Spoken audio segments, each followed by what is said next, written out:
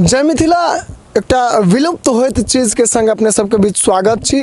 अपना दरभंगा मधुबनी सबके क्षेत्र में हम सब देखे छी जे संठी नहीं भेटे छै, चूँकि दीपावली सेहो आबि गेलै तऽ हमरा अहाँके जे छै से दीपावली में ओकर ऊक बनबै में उपयोग करै छियै।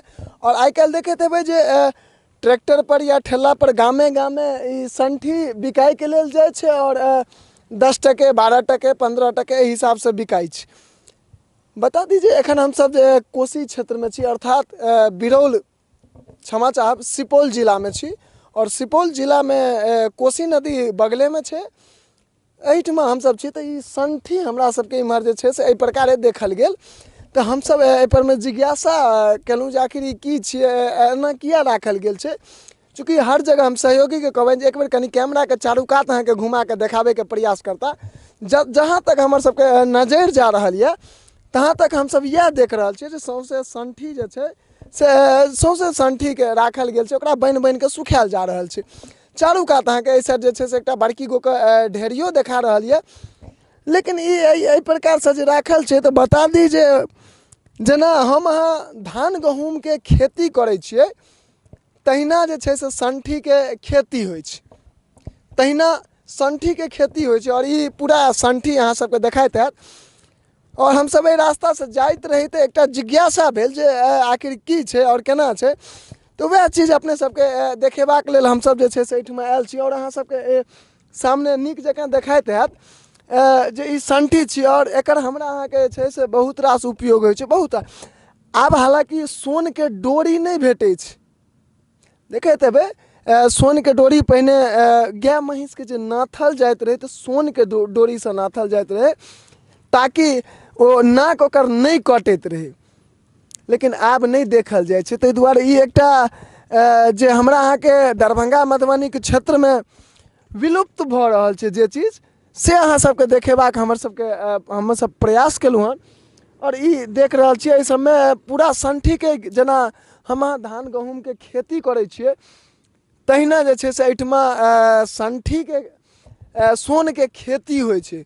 और सोन जे छै से एकर जे छिलका होइ छै जकरा सोन कहल जाइ छै, जेना हैया किछु किछु हैया देखाइत हैत ई जे छै से सोन भेलै।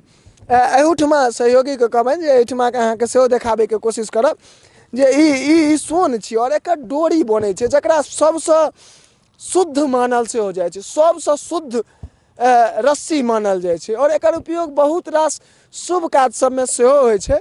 और यह हमर सबके प्रयास रहल। ई प्रयास अहाँ सबके केहन लागल कमेंट में अवश्य बतायब और वीडियो के सब गोटा अधिक से अधिक शेयर कर।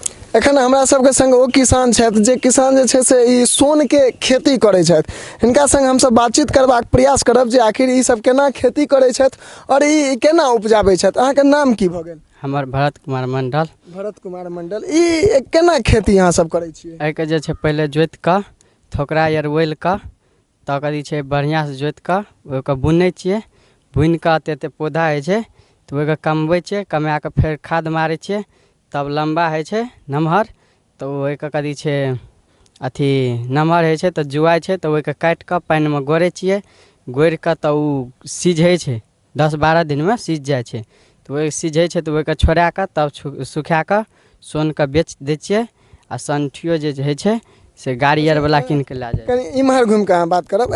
ई जे संठी ई जे देखा रहल यऽ, मानि लिअ ई जेना ई संठी छियै, ठीक छै, एकर अहाँ सब केना बुझै छियै जे ई जे पौधा छै ई जे चूँकि अहाँ लगबै छियै ई कतेटा होइ छै तऽ अहाँ सब बुझै छियै जे मानि लिअ ई तैयार भऽ गेलै पूरा संठी आब काटै जोग भऽ गेलै या तैयार करै जोग भऽ गेलै?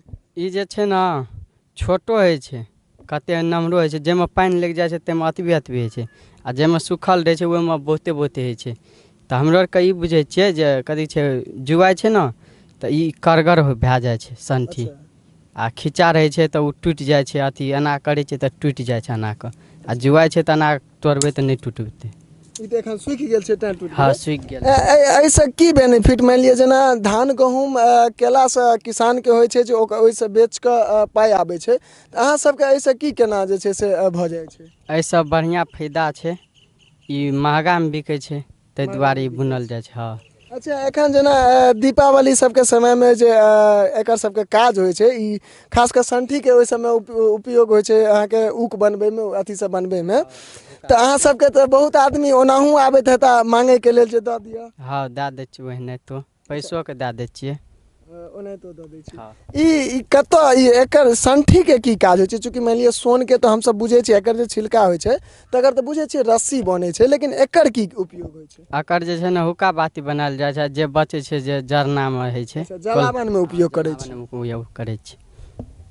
सोचि लियौ जे खेती अगर जे आदमी करऽ चाहे हुनका लेल विभिन्न रंग के खेती छै, चाहे ओ बहुत रंग के खेती छै, चाहे ओ सोन के खेती हो या बहुत रंग के खेती छै। लगातार हमर सबके प्रयास अहाँ सबके बीच रहैया जे अहिना नव नव चीज देखेबाक, तऽ ताहिके माध्यमसँ आइ अहाँ सबके देखेलहुँ हँ जे सोन के खेती केना कयल जाइ छै।